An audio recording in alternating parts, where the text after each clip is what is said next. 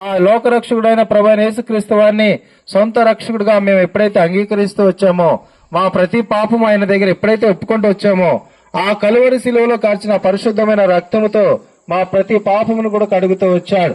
అలాగే మీ పాపములు కూడా కడగడానికి ఆయన సిద్ధంగా ఉన్నాడు. ఈ రోజు ఆ యొక్క కలువరి శిలువలో కార్చిన పరిశుద్ధమైన రక్తము మన ప్రతి పాపమును కూడా కడుగుతుందని దేవుని వాక్యం సెలవిస్తుంది. అయితే మనం చేయాల్సిందేంటి? మన పాపములు మనం ఒప్పుకుంటే చాలు. ఆయన నీతిమంతుడు, యథార్థవంతుడు. ఆయన ఎవ్వరిని కూడా త్రోసివేయడు.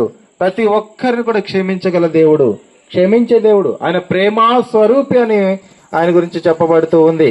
ఆ ప్రేమా స్వరూపి ఈరోజు నీ ఇంటి గుమ్మం ముందుకు వచ్చి ఆయన రెండు చేతులు చాపి, నా కుమారుడా, నా కుమార్తె, నువ్వు నశించిపోవడం నాకు ఏమాత్రం కూడా ఇష్టం లేదు, నువ్వు నరకానికి వెళ్ళడం నాకు ఏమాత్రం కూడా ఇష్టం లేదు, అందుకొరకే నేను ఈ లోకానికి వచ్చాను, నీ పాపముల కొరకే నేను మరణించాను అని ఆయన నిన్ను పిలుస్తూ ఉన్నాడు.